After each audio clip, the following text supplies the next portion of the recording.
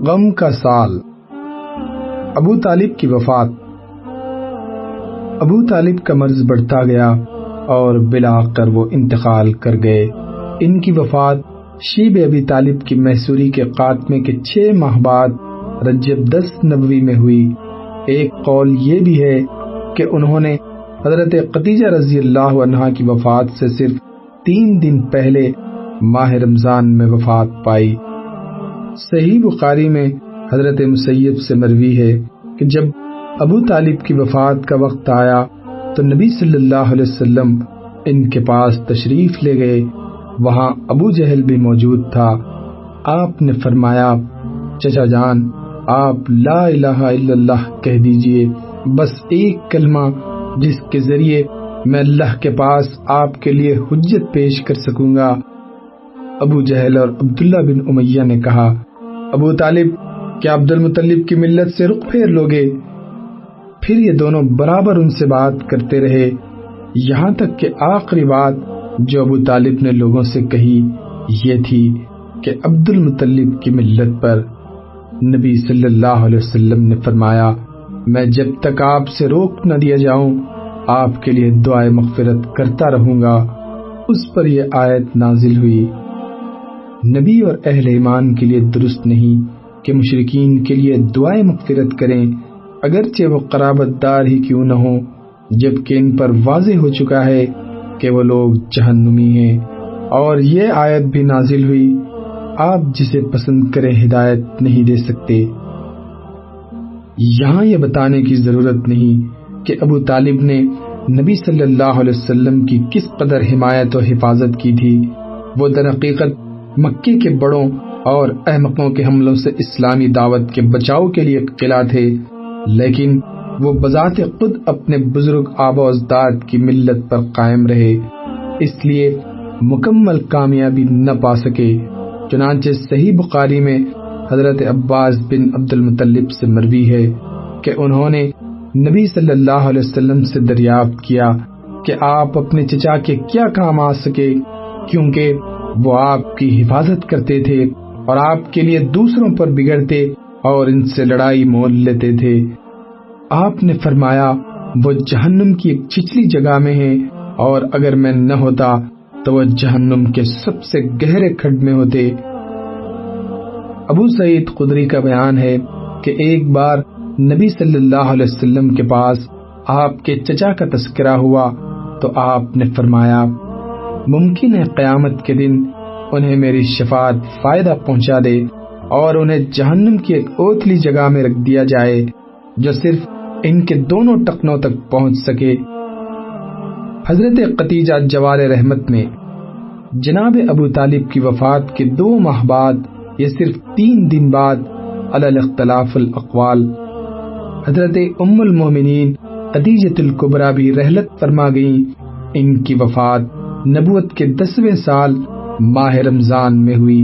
اس وقت وہ 65 برس کی تھیں اور رسول اللہ صلی اللہ علیہ وسلم اپنی عمر کے 50ویں منزل میں تھے۔ حضرت خدیجہ رضی اللہ عنہا رسول اللہ صلی اللہ علیہ وسلم کے لیے اللہ تعالیٰ کی بڑی گراں قدر نعمت تھی۔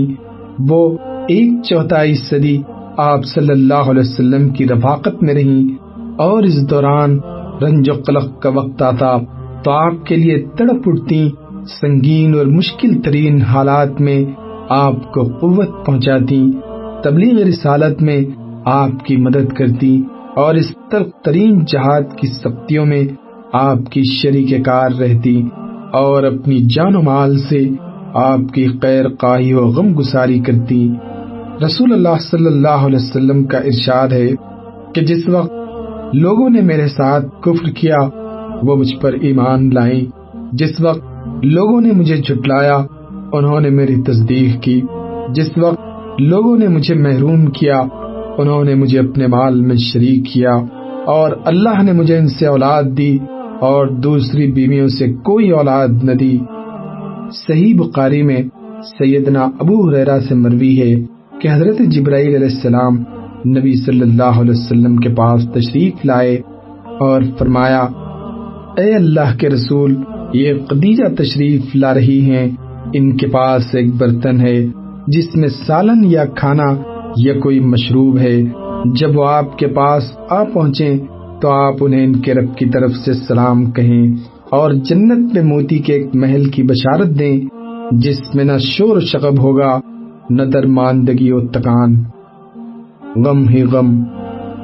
یہ دونوں الم انگیز حادثے صرف چند دنوں کے دوران پیش آئے، جس سے نبی صلی اللہ علیہ وسلم کے دل میں غم و الم کے احساسات موجزن ہو گئے، اور اس کے بعد قوم کی طرف سے بھی مصائب کا تومار بن گیا، کیونکہ ابو طالب کی وفات کے بعد ان کی جسارت بڑھ گئی اور کھل کر آپ کو اذیت اور تکلیف پہنچانے لگے۔ اس کیفیت نے آپ کے غم و الم میں اور اضافہ کر دیا۔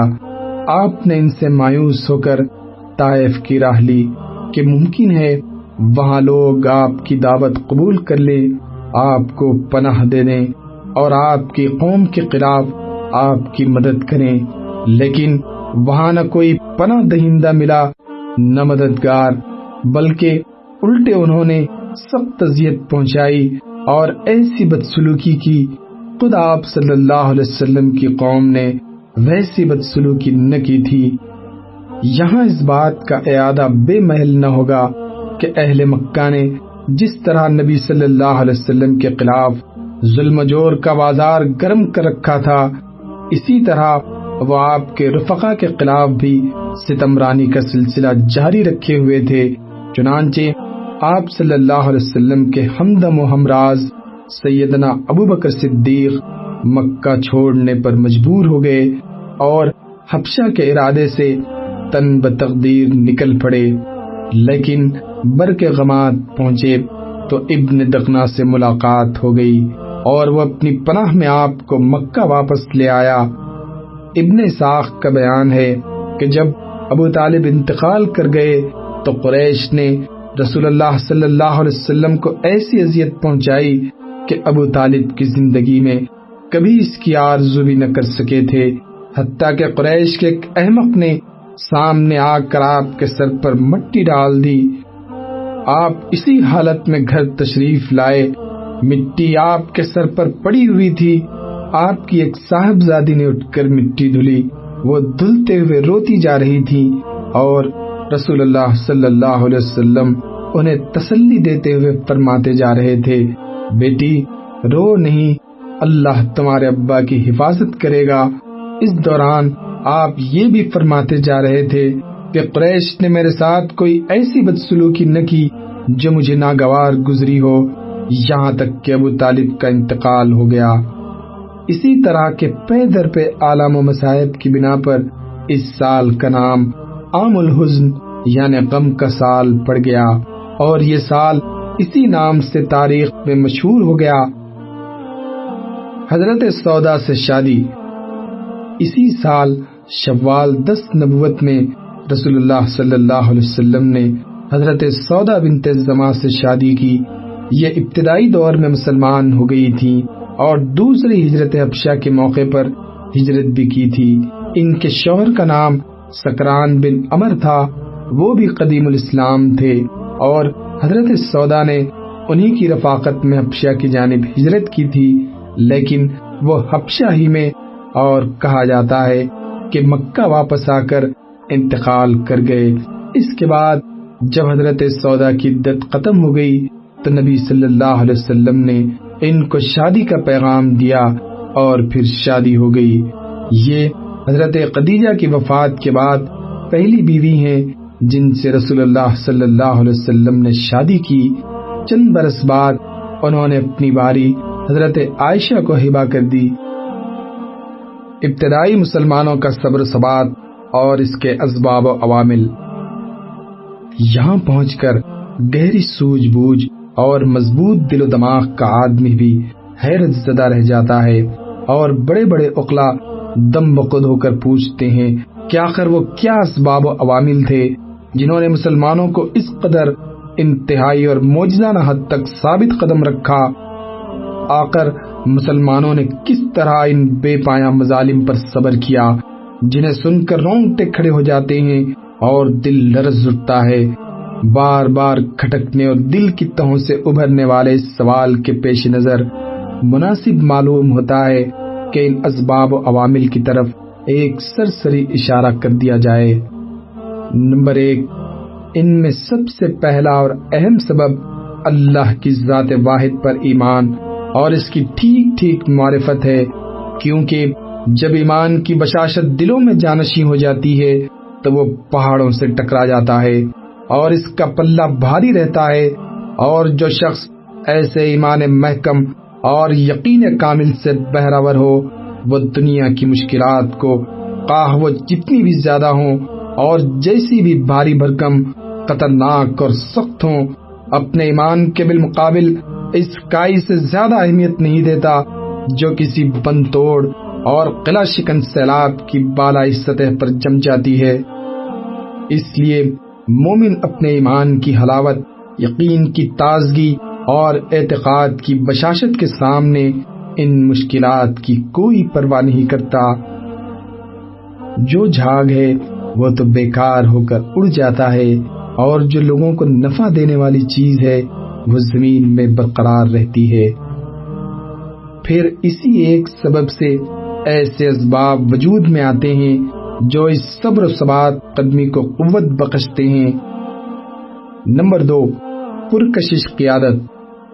معلوم ہے کہ نبی صلی اللہ علیہ وسلم جو امت مسلمہ بلکہ ساری انسانیت کے سب سے بلند پایہ قائد و رہنما تھے، ایسے جسمانی جمال، نفسانی کمال، کریمانہ اخلاق، باعظمت کردار اور شریفانہ عادات و اطوار سے بہرور تھے کہ دل خود بخود آپ کی جانب کھینچے جاتے تھے اور طبیعتیں خود بخود آپ پر نچھاور ہوتی تھیں، کیونکہ جن کمالات پر لوگ جان چھڑکتے ہیں ان سے آپ صلی اللہ علیہ وسلم کو اتنا بھرپور حصہ ملا تھا کہ اتنا کسی اور انسان کو دیا ہی نہیں گیا۔